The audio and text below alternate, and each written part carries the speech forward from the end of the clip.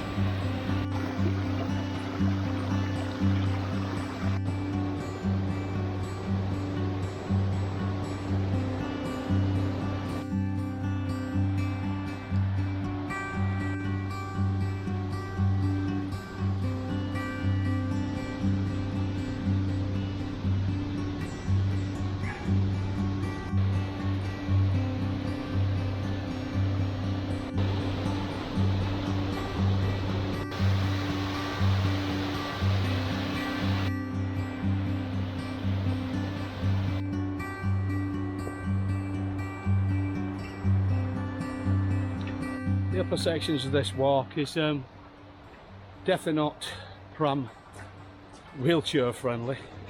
Lots of steps, narrow paths, and very slippy as well. You have to be really careful. So you decide to come on a walk like this, then get a good pair of boots and decent walking gear really. There's another series of waterfall walks, very similar to the one at Aira here, and that's in Ingleton, which is north of England, to the right if you want to say, to the east of the Lake District, and that's got quite a few walks on it, and a couple of little cafes. But I'll put a link in the description of where you can find that as well. Very interesting. As I said, quite a few waterfalls. The most famous one's Thornton Falls, and then you go past some old quarries as well.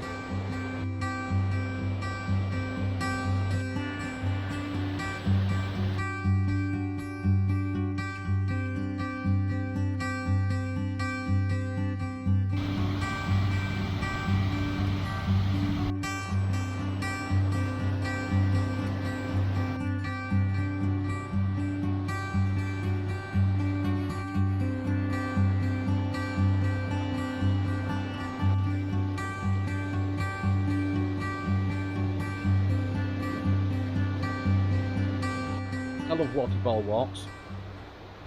Number of reasons. One, because it's nice hearing all that lovely rush of water over top of these rocks. Secondly, you have a really good workout. Thirdly, you can forget about whatever problems you have in the world and just take in the essence of this walk and the waterfalls, and it's wonderful. And if you bring yourself a picnic, fantastic. It's great for the kids, great for yourselves. If you're fairly fit, then you'll make it no problem. You get a sweat on, as you can probably see off me. And I'm not the world's fittest, so generally, if I can make it, most people can.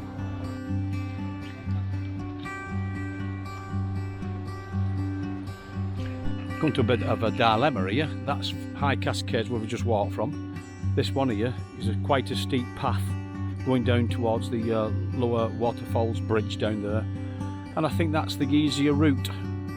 Looking at it, not done it, but we're going to go down the hardest bit so we can follow the waterfalls.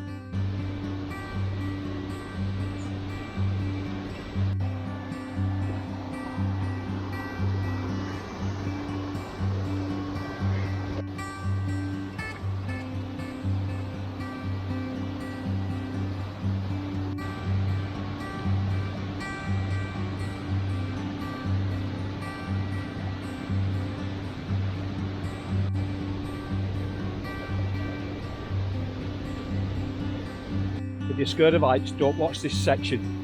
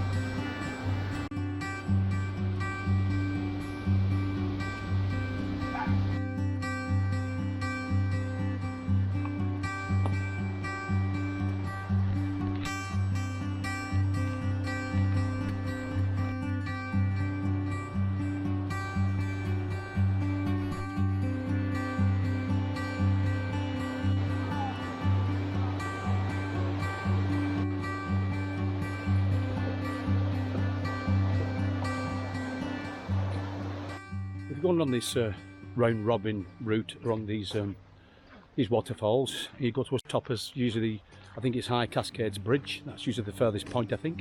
Give yourselves 2 or 3 hours. Plenty of time to get round. The ground's fairly alright except for the back end where it's a bit rocky and some steps. The lower sections of this route looks alright for wheelchairs and prams, but generally the top bit you definitely can't, because you're walking up towards waterfalls. Plenty of places to have picnics with the kids, right at the side of the river as well.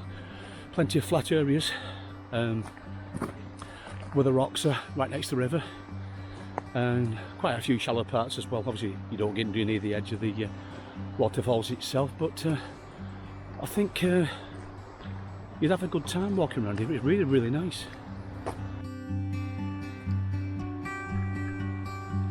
Anyway, after getting a bit of a sweat on, I think me and Sharon are going for a brew. And no doubt I'll have a cake. Daryl and Keiths, you're watching this. There's not only you can have cake and coffee, Billy Boy can have it as well. I'd like to thank you all for watching, and hopefully I'll see you on the next video. See you again.